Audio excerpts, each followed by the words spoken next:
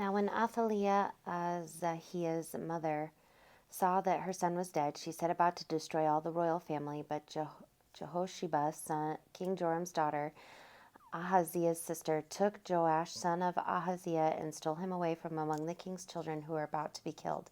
She put him and his nurse in a bedroom. Thus she hid him from Athaliah so that he was not killed. He remained with her 6 years, hidden in the house of the Lord, while Athaliah reigned over the land. But in the 7th year, Jehoiada summoned the captains of the Carites and of the guards had them come to him in the house of the Lord. He made a covenant with them and put them under oath in the house of the Lord. Then he showed them the king's son. He commanded them, "This is what you are to do. 1/3 of you, those who go off duty on the Sabbath and guard the king's house, another third being at the gate of Sur, and a third at the gate behind the guards, shall guard the palace. And your 2 divisions that come on duty in force on the Sabbath and guard the house of the Lord shall surround the king, each with weapons in hand, and whoever approaches the ranks is to be killed. Be with the king in his comings and goings." The captains did according to all that the priest Jehoiada commanded. Each brought his men who were to go off duty on the Sabbath with those who were to come on duty on the Sabbath, and came to the priest Jehoiada. The priest delivered to the captains the spears and shields that had been King David's, which were in the house of the Lord. The guards stood, every man with his weapons in his hand, from the south side of the house to the north side of the house, around the altar and the house, to guard the king on every side. Then he brought out the king's son, put the crown on him, and gave him the covenant. They proclaimed him king and anointed him. They clapped their hands and shouted, "Long live the king." When Athaliah heard the noise of the guard of the people, she went out into the house of the Lord to the people. When she looked, there was the king standing by the pillar, according to the custom, with the captains and the trumpeters beside the king, and all the people of the land rejoicing and blowing trumpets. Athaliah tore her clothes and cried, "Treason, treason!" Then the priest Jehoiada commanded the captains who were set over the army, "Bring her out between the ranks and kill her with the sword, and kill with the sword anyone who follows her." For the priest said, "Let her not be killed in the house of the Lord." So they laid hands on her. She went through the horses' entrance to the king's house, and there she was put to death. Jehoiada made a covenant between the Lord and the king and the people, that they should be the Lord's people, also between the king and the people. Then all the people of the land went to the house of Baal and tore it down.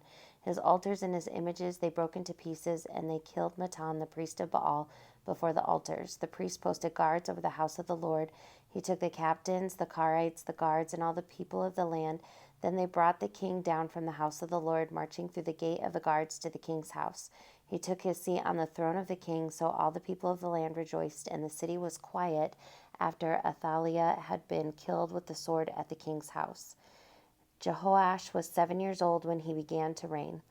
In the 7th year of Jehu, Jehoash began to reign. He reigned 40 years in Jerusalem. His mother's name was Zibiah of Beersheba. Jehoash did what was right in the sight of the Lord all his days, because the priest Jehoiada instructed him. Nevertheless, the high places were not taken away. The people continued to sacrifice and make offerings on the high places. Jehoash said to the priests, "All the money offered as secret donations that is brought into the house of the Lord, the money for which each person is assessed, the money from the assessment of persons, and the money from the voluntary offerings brought into the house of the Lord, let the priests receive from each of the donors, and let them repair the house whenever any need of repairs is discovered." But by the 23rd year of King Jehoash, the priests had made no repairs on the house. Therefore King Jehoash summoned the priest Jehoiada with the other priests and said to them, "Why are you not repairing the house? Now therefore do not accept any more money from your donors, but hand it over for the repair of the house." So the priests agreed that they would neither accept nor money from the people nor repair the house. Then the priest Jehoiada took a chest, made a hole in its lid, and set it beside the altar on the right side as one entered the house of the Lord. The priests who guarded the threshold put in it all the money that was brought into the house of the Lord. Whenever they saw that there was a great deal of money in the chest, the king's secretary and the high priest went up, counted the money that was found in the house of the Lord, and tied it up in bags. They would give the money that was weighed out into the hands of the workers who had the oversight of the house of the Lord.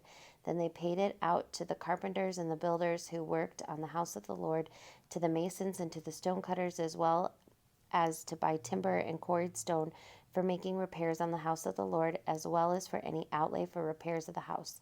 But for the house of the Lord, no basins of silver, snuffers, bowls, trumpets, or any vessels of gold or silver were made from the money that was brought into the house of the Lord, for that was given to the workers who were repairing the house of the Lord with it. They did not ask an accounting from those into whose hand they delivered the money to pay out to the workers, for they dealt honestly. The money from the guilt offerings and the money from the sin offerings was not brought into the house of the Lord, it belonged to the priests.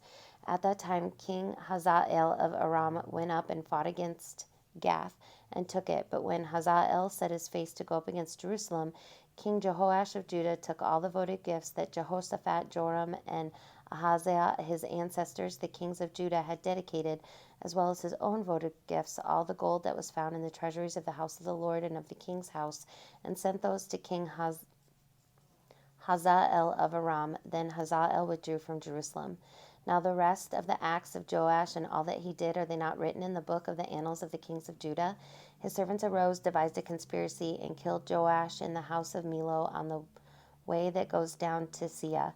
It was Josachar, son of Shemieth, and Jehozabad, son of Shomer, his servants, who struck him down so that he died. He was buried with his ancestors in the city of David. Then his son Amaziah succeeded him.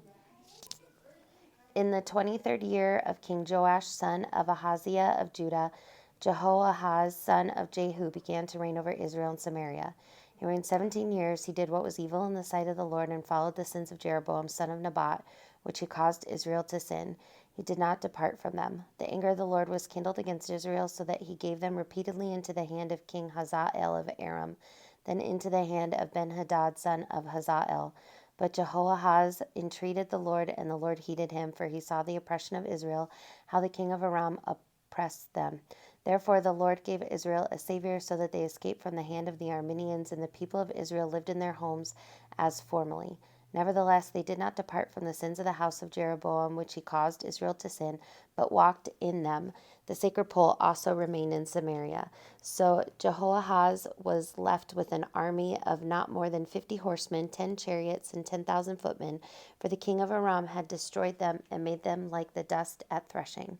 Now the rest of the acts of Jehoahaz and all that he did, including his might, are they not written in the book of the annals of the kings of Israel?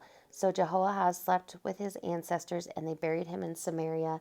Then his son Joash succeeded him.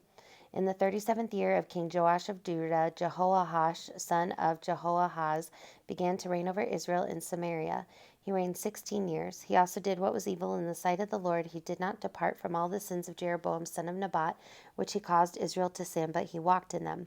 Now the rest of the acts of Joash and all that he did, as well as the might with which he fought against King Amaziah of Judah, are they not written in the book of the annals of the kings of Israel? So Joash slept with his ancestors, and Jeroboam sat upon his throne. Joash was buried in Samaria with the kings of Israel. Now when Elisha had fallen sick with the illness of which he was to die, King Joash of Israel went down to him and wept before him, crying, my father, the chariots of Israel and its horsemen. Elisha said to him, take a bow and arrows. So he took a bow and arrows. Then he said to the king of Israel, draw the bow, and he drew it. Elisha laid his hand on the king's hands. Then he said, open the window eastward. Then he opened it. Elisha said, shoot, and he shot. Then he said, the Lord's arrow of victory, the arrow of victory over Aram. For you shall fight the Arameans in Aphek until you have made an end of them. He continued, take the arrows, and he took them. He said to the king of Israel, strike the ground with them. He struck 3 times and stopped. Then the man of God was angry with him and said, you should have struck 5 or 6 times. Then you would have struck down Aram until you made an end of it. But now you will strike down Aram only 3 times. So Elisha died, and they buried him. Now the bands of Moabites used to invade in the land in the spring of the year. As a man was being buried, a marauding band was seen, and the man was thrown into the grave of Elisha. As soon as the man touched the bones of Elisha, he came to life and stood on his feet. Now King Hazael of Aram oppressed Israel all the days of Jehoahaz, but the Lord was gracious to them and had compassion on them. He turned toward them because of his covenant with Abraham, Isaac, and Jacob, and would not destroy them, nor has he banished them from his presence until now. When King Hazael of Aram died, his son Ben-Hadad succeeded him. Then Joash, son of Jehoahaz, took again from Ben-Hadad, son of Hazael, the towns that he had taken from his father Jehoahaz in war. 3 times Joash defeated him and recovered the towns of Israel.